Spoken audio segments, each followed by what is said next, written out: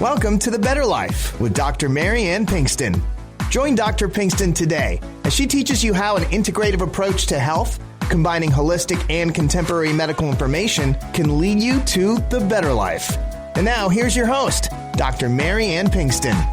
Hello, everybody, and welcome to The Better Life with Dr. Pinkston. I am Dr. Mary Ann Pinkston, and recording today with, we've had here we go. It's Monday morning. I have Robert Long on today, who has been on before talking about the Glycocalyx, which we will explain in just a moment, and its involvement in heart disease.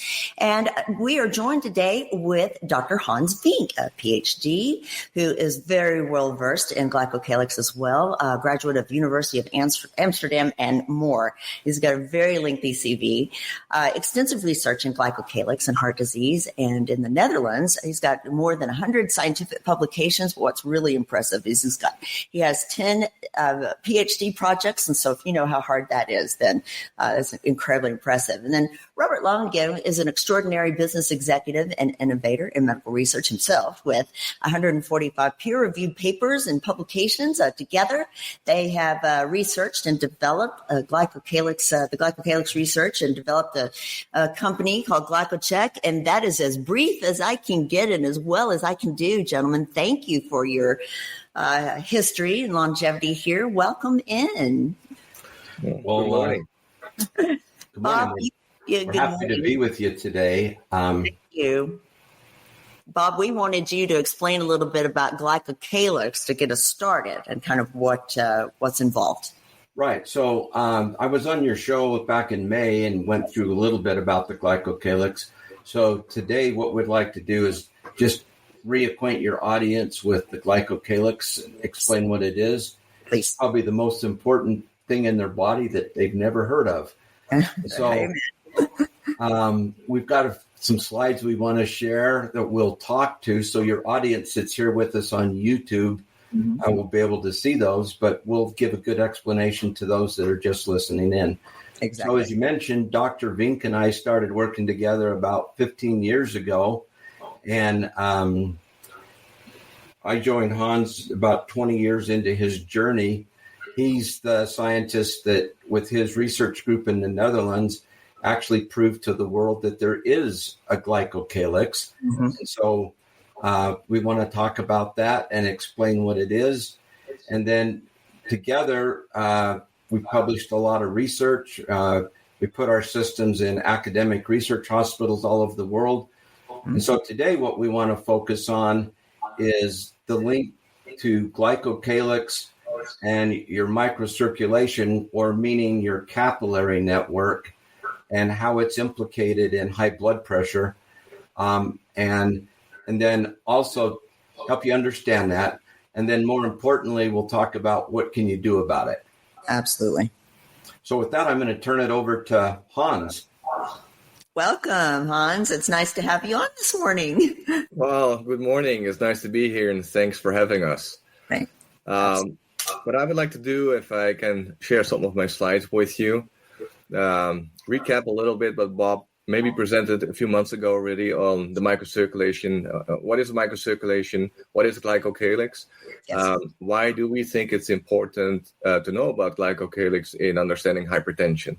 Thank you. And then also talk about our therapeutic Revasca that we've developed to repair glycocalyx and repair your microcirculation, and hopefully also help people to control their blood pressure better than they are able to do right now.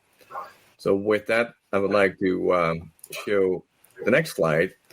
And this slide shows on the left-hand side, the typical picture of the cardiovascular system that people know of. You have a heart that pumps blood into your large arteries. So those are the large red vessels, taking the blood to your organs, your kidney, to your lungs, to your muscles, to your brain, to your heart. And then it leaves the organs again in the big veins and goes back to the heart. Well, what many people do not know is that the real action really takes place when the blood enters those organs. Then the large vessels branch off in smaller vessels, and in smaller vessels, if you take a microscope, you'll get an image that is shown on the right-hand side. So 99% of all the contact area between the blood and the tissues, all where the nutrients are exchanged, the oxygen is delivered, is in tiny, tiny blood vessels called microvessels. So they're so small you need a microscope to see them. And at the smallest level, we call them capillaries. So those are microscopic capillaries. So when I started looking into these small blood vessels, I started using big microscopes to look in detail how blood is flowing through these tiny blood vessels. And then I got images like this. This is a live video of one individual microscopic capillary. Wow. And it shows in the center, these black dots are individual red blood cells flowing one by one through these tiny capillaries. So these vessels are so small that an individual red blood cell doesn't really fit. It has to be deformed and squeezed into one of the microscopic capillaries. And to our surprise, when we started looking in more detail, if you look at this vessel, you see the black lines on the side, which is the wall of that capillary microvessel. And those red blood cells are not touching the wall. There's a big gap where the red cells are flowing. And it turns out that gap is not just filled with fluid, it's filled with a very important transparent compartment called glycocalyx, like a gel that sits on the inside of your vessels, and it keeps your vessels healthy and prevents damage and prevents all kinds of cardiovascular consequences down the road. And Dr. Vick, I don't want to interrupt in that will, though. For those of you who cannot, are listening on iTunes, Spotify, or other media without visual aid, if you go to the website, you can get the YouTube link and go look at this. This is phenomenal, and I want people to know they can access it easily if they run to our YouTube link on drpbetterlife.com. So please continue. Yeah, no problem. I just, like you, I want people to understand the significance of this, that blood vessels are not just hollow tubes, and blood is not touching the wall of blood vessels. There's this very thick protective gel lining, like a non-stick coating, that keeps your vessels healthy and prevents all kinds of issues like hypertension. Amazing. So if people can see these slides, if you zoom in on that space where the red cells are flowing and the surface of the wall, then we get these kinds of images. This is a high magnification electron micrograph with an electron microscopic device, looking in more detail how that looks like, that space between the vessel wall and where the blood is flowing. So on the left-hand side is a cross-section of one of those capillaries in heart muscle. On the right-hand side is the same capillary with a higher magnification. So on top would be where the red cells are flowing. Below is the wall, and you got all these three-dimensional bush-like structures growing on the surface of your blood vessel. The blood vessel produces these bushes themselves, and these structures are made of what we call polysaccharides, those heparin-like molecules, and more specifically, they're called heparin sulfate, proteoglycans, and hyaluronic acid. And these structures are extensive. You can see that these bush-like structures are several times thicker than the whole wall thickness of the microcapillaries themselves. Yes. So this is glycocalyx. So these polysaccharides form a gel. They bind proteins. The proteins soak in fluid, and that prevents cells, red blood cells, but blood platelets, and immune cells from sticking to the wall. And just to give people some context, what it means when that glycocalyx gel gets damaged. I'll show one or two examples. This is one example, again, at the capillary level. So on the left would be a healthy capillary with bush-like glycocalyx on the surface. On the right-hand side is a damaged capillary. You see the bush-like structures are gone. Yes, very smooth. They're very smooth, but we don't like smooth. Right. Because now the wall becomes very sticky. Red blood cells start sticking to the wall. And also you see on the outside, there's all this white space now. And that white space is actually fluid that leaks out of the vessels into the tissue and proteins. So on the outside of the vessels, a lot of fluids start accumulating. And this is the muscle cells at a distance again. And all this fluid, what you call edema, pericapillary edema, compresses the microvessels. So they become sticky, they become compressed, they become smaller. And as a result, you start losing a lot of those blood vessels. On the right-hand side, you start at 100%. Like in acute setting, when you start having damage because of inflammation, for instance, you lose about 40 or 50% of those tiny microvessels. Wow. I'll come back to that a little bit later because that's also important for hypertension. If you lose a lot of your microvessels in your organs, it becomes very difficult for the blood to flow through those organs, and that contributes to hypertension, for instance. Wow. And one other example is shown here. This is another important function of the vessels is to produce a molecule called nitric oxide. And nitric oxide is super important for blood flow control, dilating blood vessels, and preventing hypertension. And it turns out that glycocalyx structure on the surface of the wall is super important to tell the vessels to produce nitric oxide. It's a sensor. If blood flows too fast, it tells the vessel, oh, we need more nitric oxide. Please dilate your blood vessels. Open them up, yes. Wow. So that's happening. So on the top, with the thick glycocalyx, if blood flow goes up from left to right, the open circles show there's more nitric oxide being produced. And that prevents hypertension, for instance.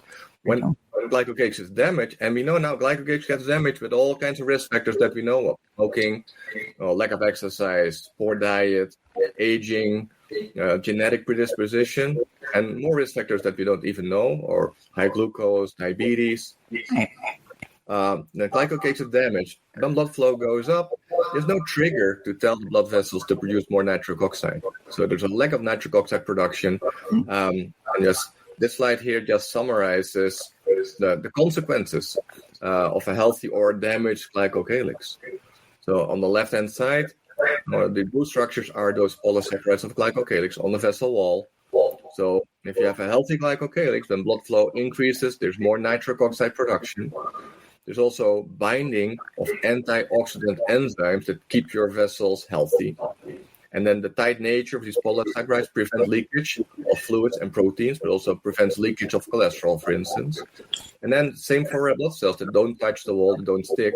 Also, healthy glycocalyx prevents blood platelets for coagulation and leukocytes for the immune response to stick to the wall. So a healthy glycocalyx is key in keeping your blood vessels healthy and don't get blood clots or don't get inflammation or don't start leaking cholesterol in your vessel wall, causing atherosclerosis, for instance.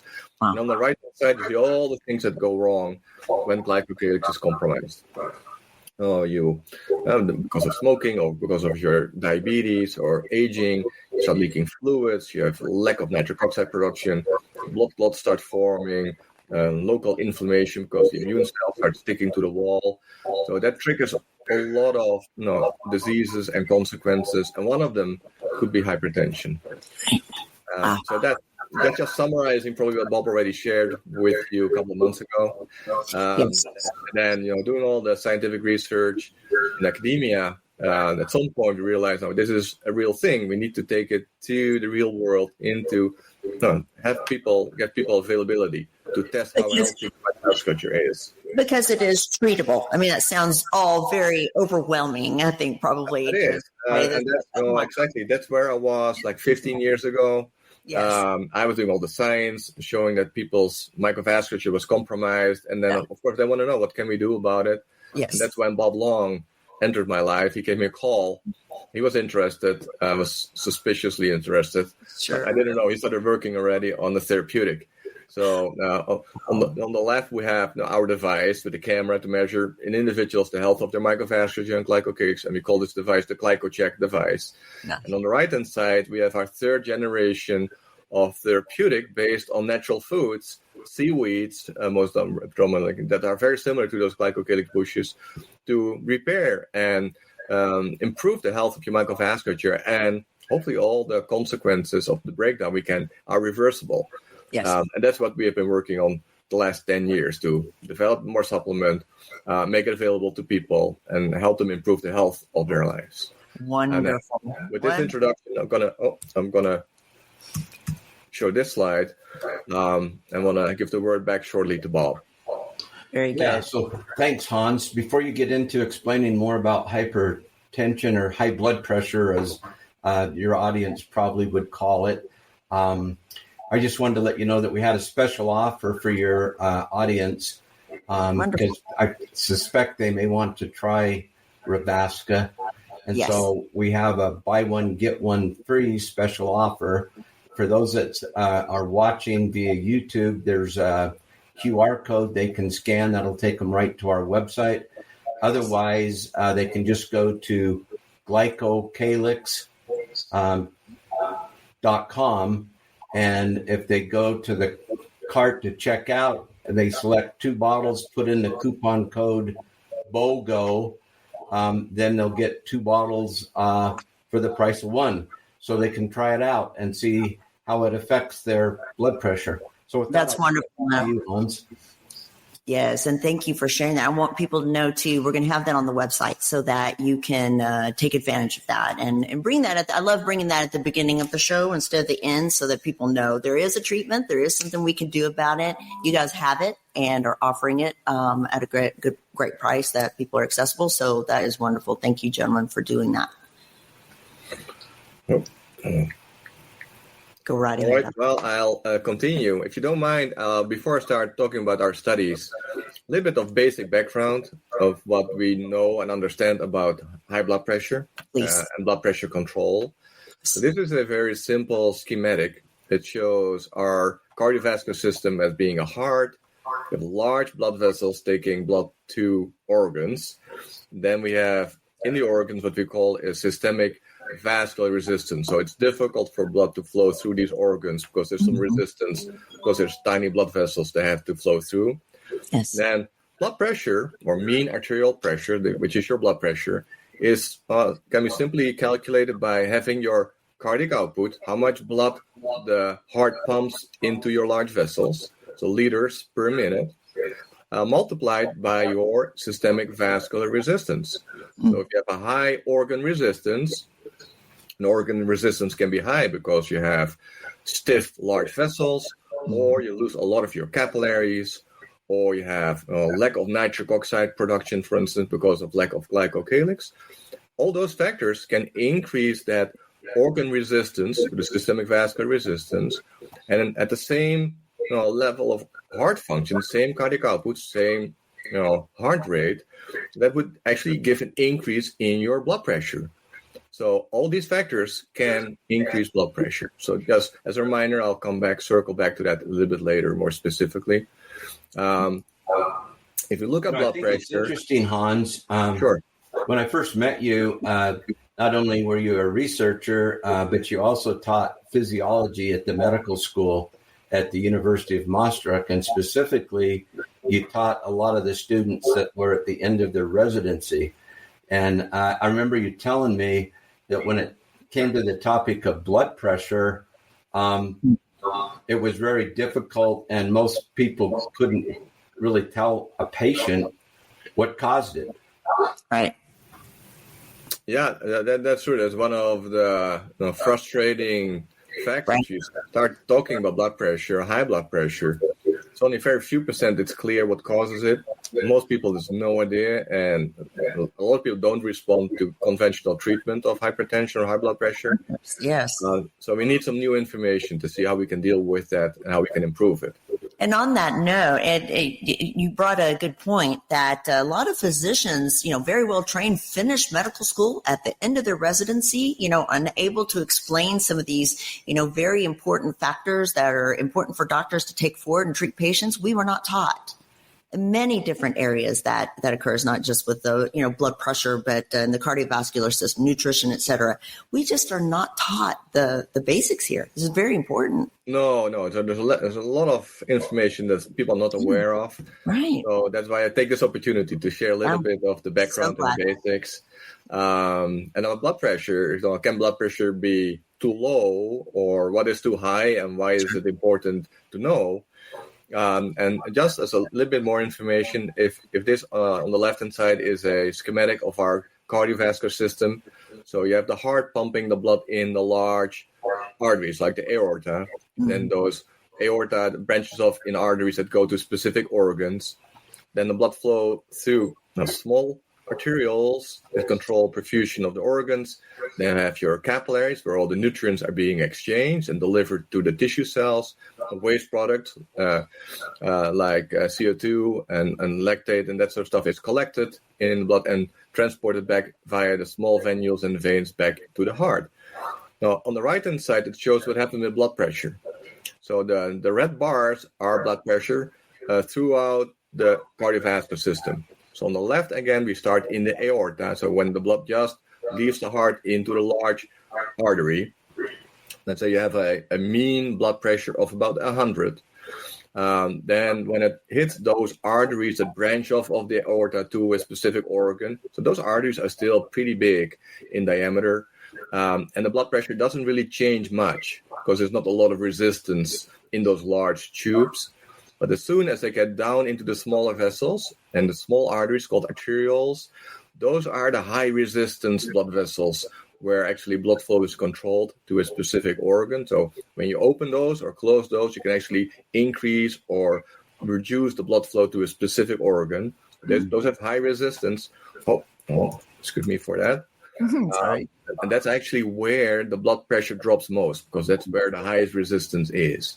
And then the blood enters the capillaries, where all the exchange takes place, and then it enters back to the heart. But that's where already the blood pressure has dropped significantly. But that part is actually where all the blood flow is controlled, and the diameter, the tightness of these small arterioles, and it's also controlled by nitric oxide again, for instance. That's where blood flow to organs is controlled, but also controlling that organ resistance and the systemic resistance that's so important for blood pressure control. Yes. Well, another question is, how low can you go? We know high blood pressure is bad. So it doesn't mean the lower, the healthier, or is there a minimal blood pressure that you need below which you get other problems? And that's actually shown here this is an example on blood flow in the kidney. And actually focus on the middle panel where it shows renal blood flow. So that's the amount of blood flowing through your kidney every minute.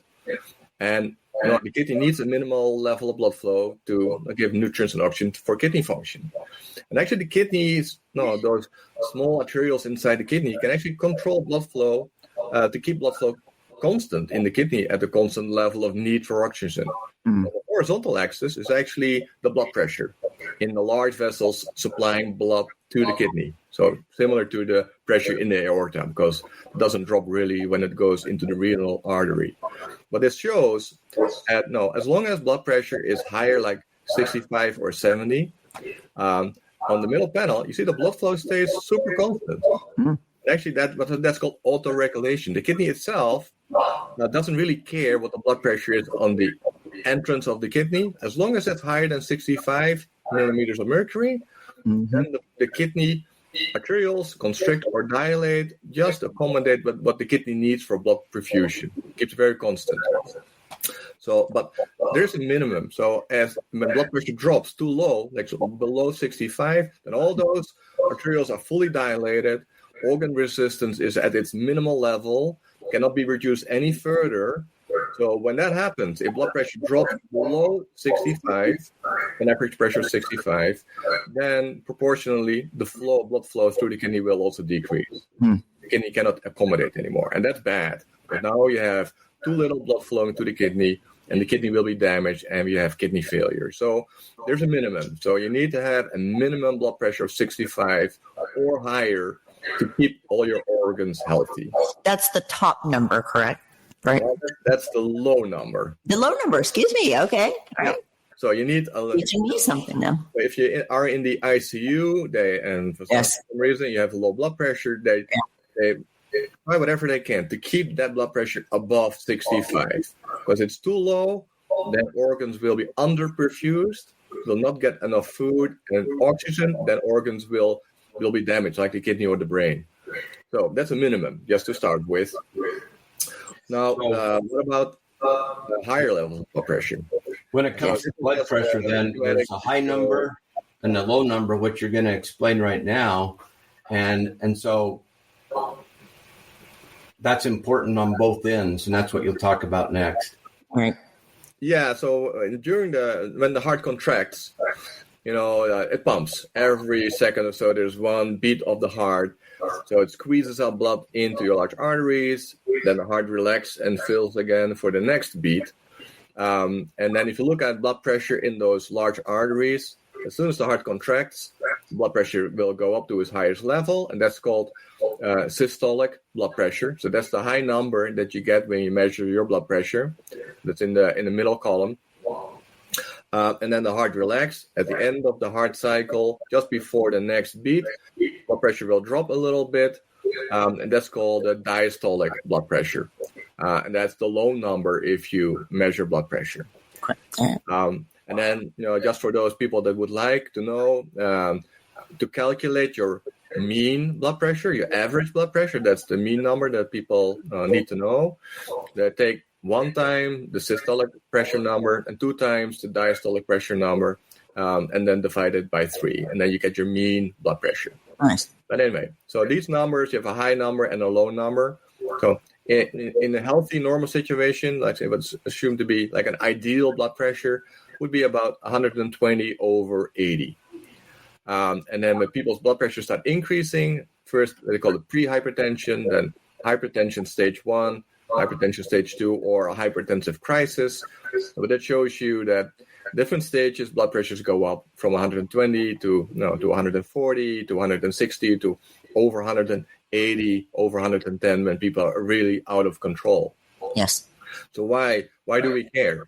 Because we know there's a minimal blood pressure. As long as it's above 65, organs get enough blood and they should be happy. So it should not matter too much whether it's higher than that, because they just get more blood flow and that would be good for the organ. But for some reason, it's associated with a lot of cardiovascular risk and complications.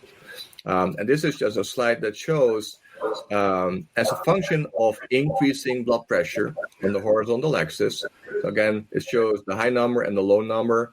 And it goes up from like ideal 150 over 75 to 135 over 85. So with every 20 millimeters of mercury increase of systolic pressure, or every 10 millimeters of mercury increase of your diastolic pressure, it shows that your risk of cardiovascular complications, or a heart attack or a stroke, doubles. Right. Every increase in your blood pressure with 20 over 10. So you see, as soon as you hit that 175 over 105, for instance, you have 8 times higher risk of a stroke or a heart attack. So may I interrupt you momentarily to ask, because I know patients see this, they go into their doc, they sit down and get their blood pressure taken, they'll get a, 130, 140 over 80 or 90, and their doctor says, oh, well, that may be prehypertensive. That's okay. That's not actually okay. There is a significant 2 times risk there. Cardiovascular events. So that patients need to be on top and watch those numbers. Yeah, you should not be happy with those numbers. Absolutely. Most doctors are, though. So it's getting higher, but go ahead, Bob. I was going to say that's why it's sometimes high blood pressure is called the silent killer, because you don't really feel anything. And it kind of sneaks up on people unless they monitor their blood pressure. And if they don't go to their doctor regularly, they don't actually know what their blood pressure is.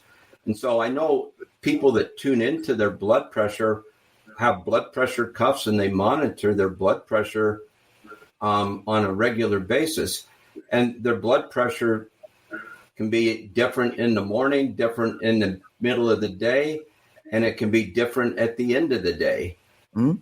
And so it's important to understand where is your blood pressure, because it is an important part of your health journey in predicting your risk and longevity.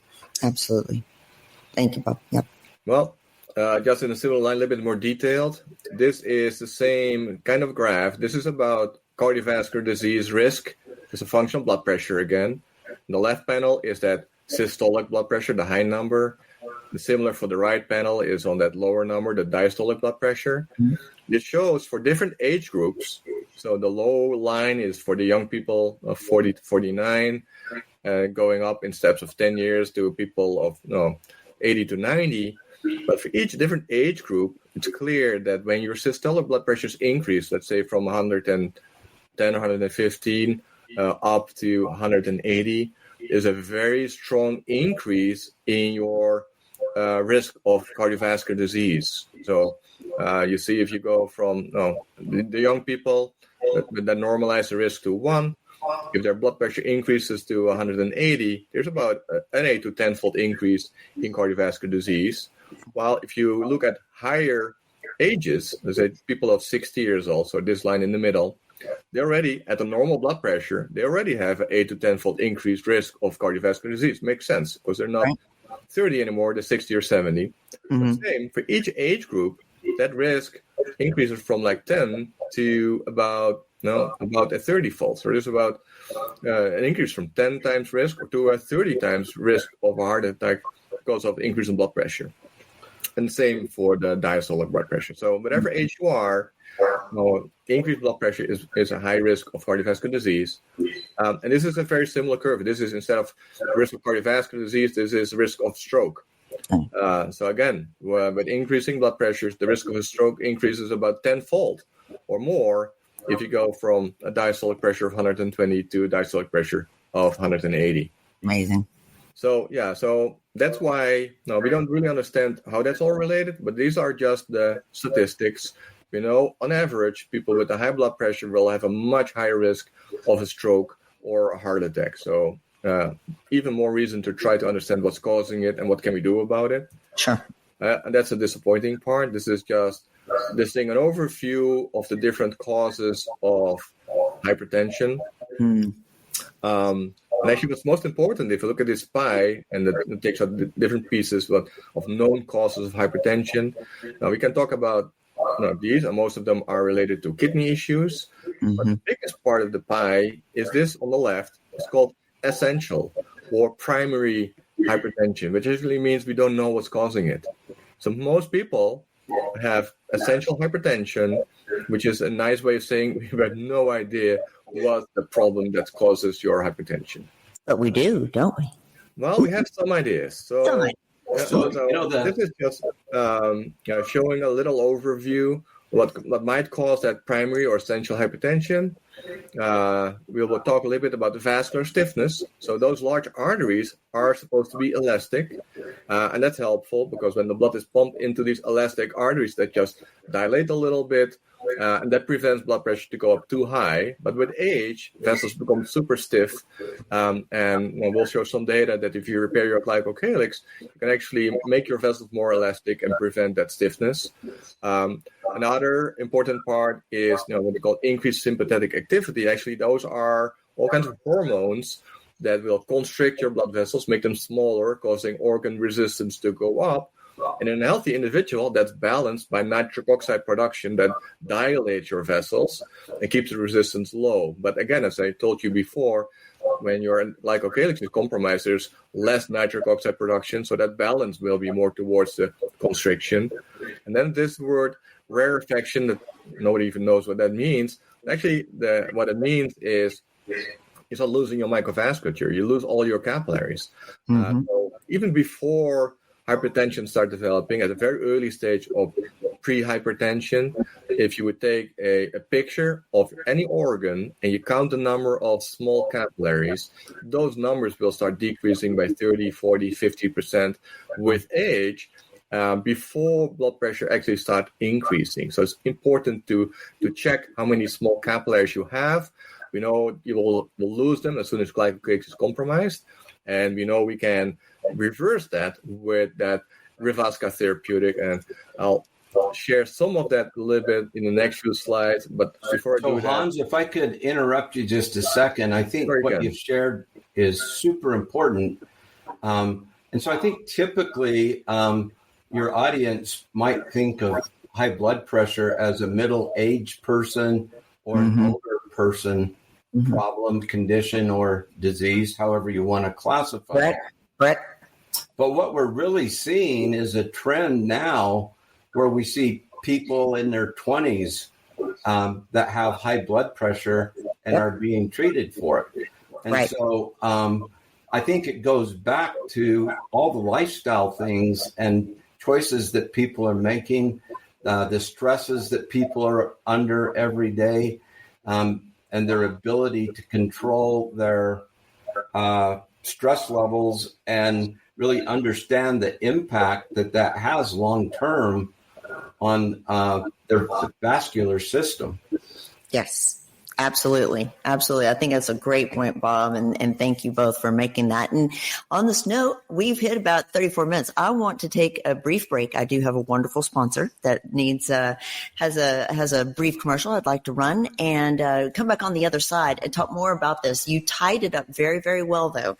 And I think, in the end that there is damage to that microvascular, bed, that, capillaries that go into organs. And this starts early. This is where you don't see a problem, you go to your doctor, they don't address those blood pressure changes early on, and things start to tumble early. And that's why we want to jump on this at an early age. Yes. So we will take a short break. For everybody listening, you again, go to the YouTube if you want to see these wonderful slides, drpbetterlife.com, or if you want to see the previous show too with more information on Glycocalyx, drpbetterlife.com. We're going to step away for just a second. Be right back. Depression, anxiety, low energy, weakness, these are just some symptoms of low B12 levels. And the absorbable B12 folate supplement that's helping people declare victory over depression symptoms is De Novo Plus B12 by Magna Pharmaceuticals. Patients with symptoms of depression often exhibit low levels of folate and vitamin B12. The human body needs sufficient folate intake to produce the essential neurotransmitters serotonin, dopamine, and norepinephrine. These neurotransmitters alleviate feelings of sadness, anxiety, and gloom. What makes De Novo Plus B12 so successful? De Novo Plus B12 contains readily absorbable folate and B12. That means it's more successful at correcting the root cause of your deficiency, not just the symptoms. Whether you are suffering with low energy, depression, fatigue, or anxiety, you owe it to yourself to learn more at magnaweb.com. That's magnaweb.com. Please let us know at checkout that you heard about De Novo Plus B12 on The Better Life with Dr. Pinkston. Everybody, welcome back. I'm Dr. Marianne Pinkston here with Robert or Bob Long and Dr. Hans Vick. We're talking about hypertension. Very interesting. A lot about the causes early on and how it affects us. I think we're moving into a little bit about, more about the glycocalyx and how we can actually treat and reverse this. So please know that there are options for you out there to take control of this early on or late and get control of your blood pressure before it affects your kidneys, cardiovascular system, et cetera. So guys, welcome back. Continue. Apologize for the stop there. Please continue. Well, thank you. Like you said, it's now time to start thinking about our options. What can we do to repair your glycocalyx? And do we have some data that supports the possibility that we can actually reverse hypertension or high blood pressure, bring it back to the normal range, and hopefully have better outcomes for many individuals. So I already mentioned before that we have the Revasca therapeutic. That's a third generation of glycocalyx repair therapeutic based on natural foods and seaweeds like fucoidan, hyaluronic acid, and aloe vera, and some other nitric oxide boosting ingredients and other ingredients that capture oxygen radicals that degrade glycocalyx. So before I show some of those studies that we did with Revasca in experimental settings, but also in patient studies, I'll give the word shortly back to Bob to talk about how people can actually get access to Revasca. Yes. Well, thanks, Hans. Just to reiterate again, for those people that are interested in trying Revasca, we have a special buy one, get one free offer, and they can simply go to our website, glycocalyx.com, and they go and place an order for 2 bottles and then put in the coupon code BOGO, B-O-G-O, and you'll be able to get 2 bottles shipped to you for the price of 1, which will give you 2 months to try it and check and see how it affects your blood pressure. Excellent. And for you guys who are on YouTube, you're seeing the code. For you that are not, we will have that on the website as well. So drpbetterlife.com have the code and the websites and all this information. So please visit. Thank you, guys. All right. So I want to start with some pilot data that Bob and I collected some time ago. This is just showing from left to right the increase in your microvascular health in people taking the Revasca supplement over the course of 3 to 4 months. Wow. So actually, the most important part is the yellow line and the blue line showing that your numbers of capillaries and your microvascular health score go up significantly by more than 50% shortly after taking the Revasca supplement. And also the other line, the orange line, is a level of glycocalyx damage going down. So with the supplement, you repair your glycocalyx and you have improved functionality of your microvasculature. Nice. So as a first set of data, I want to show an animal study that we did on aging. So this is comparing young mice with old mice and see how that getting older affects the number of capillaries you have, for instance, and what the impact is of Revasca. Mm-hmm. So just to explain, the young mice are the grayish dots, and then the blue squares are old mice not getting a glycocalyx supplement, just aging. Then we have the red triangles, again, are the young mice that were getting the supplement, and then the green diamonds are the old mice, same age as the blue squares, but getting the supplement for 8 weeks in their chow. Wow. So most important, if we start on the left, this is just to see the effect of aging. So on the vertical axis is the number of microvessels, and on the left to right is the size of the microvessels. And the ones you're really interested in are the smallest microvessels, the capillaries, where all the nutrients are being exchanged. So those are in the 5, 6, 7, 8 micron range diameters. If you look at the gray dots compared to the blue dots, you see there's a significant drop, more than a 50% drop in the number of capillaries just because of aging. So you lose a lot of, with age, you lose a lot of your capillaries, and that increases the organ resistance, and it will contribute to blood pressure, for instance. Well, on the right-hand side, in the middle, it compares the old mice taking the supplement, the Revasca supplement, in the green, compared to the old mice not taking any supplement. And you see, just taking the supplement for 8 weeks in these old mice completely normalizes their capillary density. Wow. And the same if you compare on the right-hand side, it's back to normal. So, just taking the supplements will reverse that loss of your capillaries, and your microvascular health is as you were a young mouse again, at least in this study. As a consequence, we looked at what changes if you repair your glycocalyx. On the top right, it shows nitric oxide production. So nitric oxide is important to dilate your blood vessels, increase blood flow, and prevent hypertension. So with aging, going from gray to the blue bar, there's a significant drop in your nitric oxide production. On the right-hand side, the green bar shows if you repair your glycocalyx, your nitric oxide production is pretty much back to normal levels. So that is fixed by taking the supplement. Well, Sure. May I ask you a question? I apologize always. I'm a big interrupter, but I'm curious because I think the audience too might benefit from understanding that aging may be the lifestyle features too. So people have had, stress with their work and not bring taking up a perfect point. Yes. Yeah. I've looked at aging per se. If you take away all the risk factors and lifestyle factors that come with aging, smoking or diabetes, or lack of glucose control, or lack of exercise. If you take all those risk factors out and you look at an older individual that lives the same lifestyle as a younger individual, then the aging per se is not a very important determinant of microvascular damage and hypertension. That is profound. But may I ask another question too? You may not have studied this, and I understand now we want to bring, kind of scientific evidence to bear on all this. But if you do not have good blood, capillary beds in your brain, your kidneys, we've talked a lot about the cardiovascular system, but there are other things that people, develop and suffer and die from, dementia, kidney failure, things like that. And so can we extrapolate that taking care and creating more nitric oxide or whatnot, improving those vascular beds in the brain, the kidney or whatnot, might also prevent some of those diseases as well? That's a very good point. We are actually looking into all these other organs also.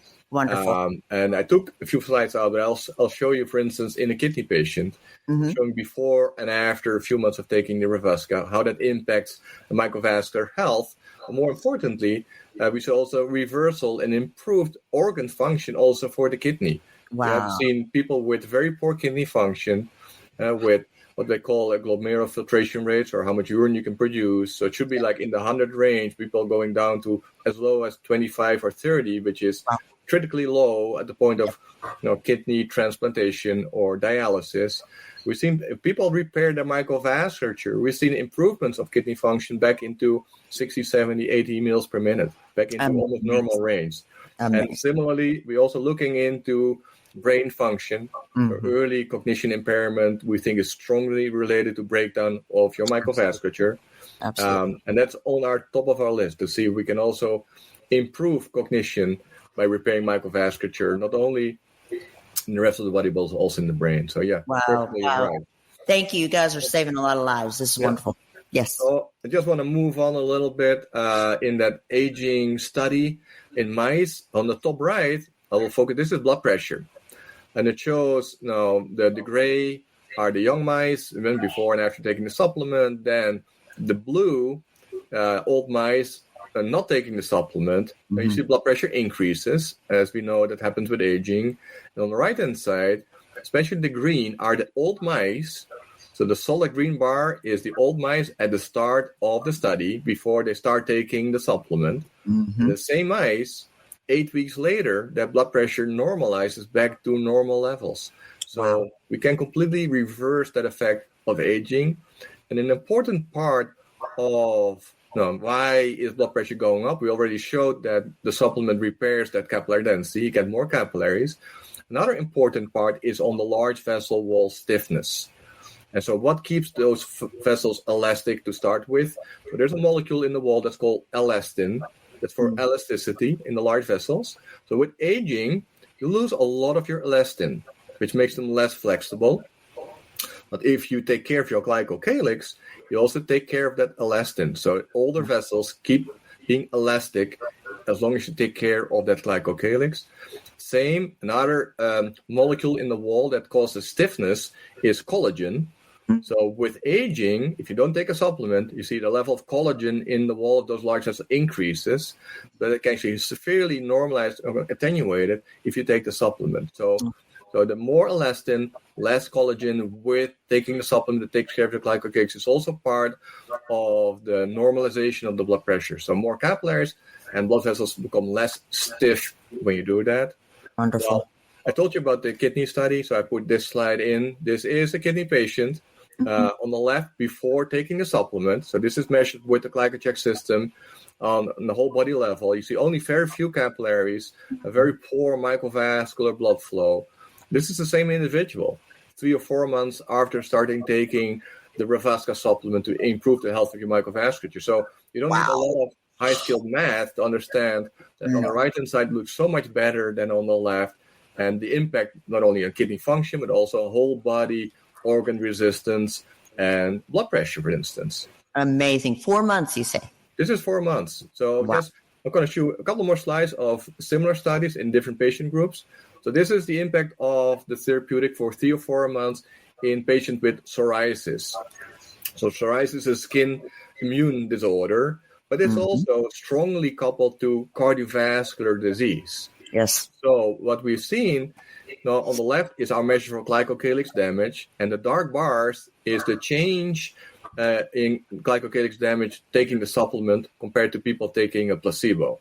And they all got their immune therapeutics. On top of that, they got the glycocalyx therapeutic. So there's a strong reduction in glycocalyx damage, so your glycocalyx gets more healthy. But more important for this talk on hypertension, the middle and the right-hand side shows measures for arterial stiffness, to the stiffness of your large arteries, either measured by pulse wave velocity or what we call the augmentation index. But it clearly shows if you take the supplement, the stiffness of your large vessels significantly reduces, way more than just immune therapeutics.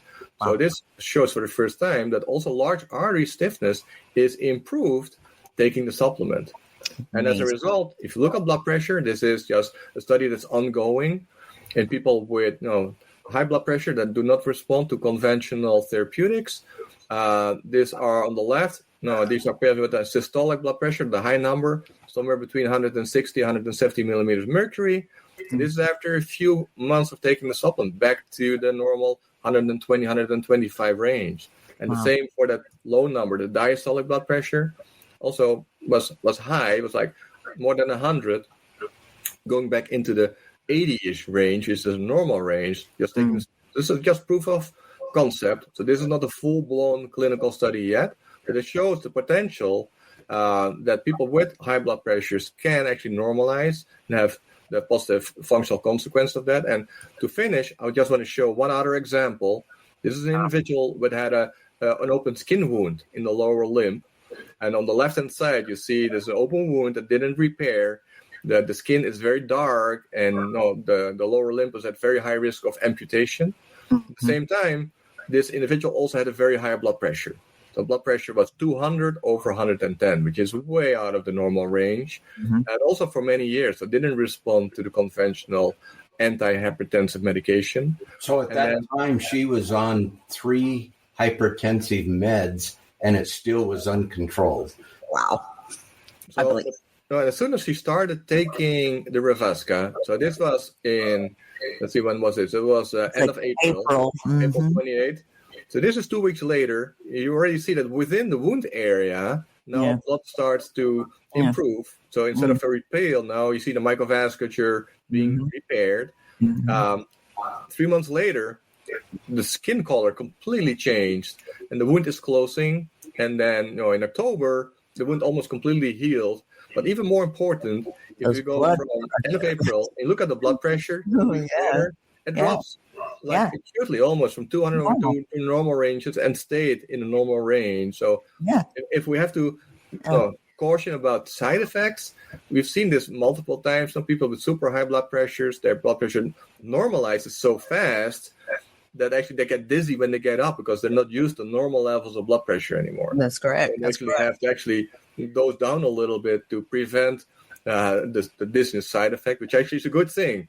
But you want to be careful that you don't change it. Or their doctor didn't decrease their medication as their vasculature were improving. They're still in those high doses, and it's time you're absolutely right. So closely decrease the medication. Perfect. Oh, that's what I was going to emphasize. So the people that do go on Revasca that have high blood pressure, they need to watch that, and they need to work closely with their personal physician, because there's a high likelihood they'll reduce or maybe even eliminate the hypertension drugs that they're on, because what we're doing is we're treating the root cause inside the body of what caused high blood pressure in the first place. So most high blood pressure drugs are really tricking the body, trying to get it to do something to counteract what's actually causing the breakdown. They're not treating the root cause, which is what Hans talked about so eloquently in our presentation.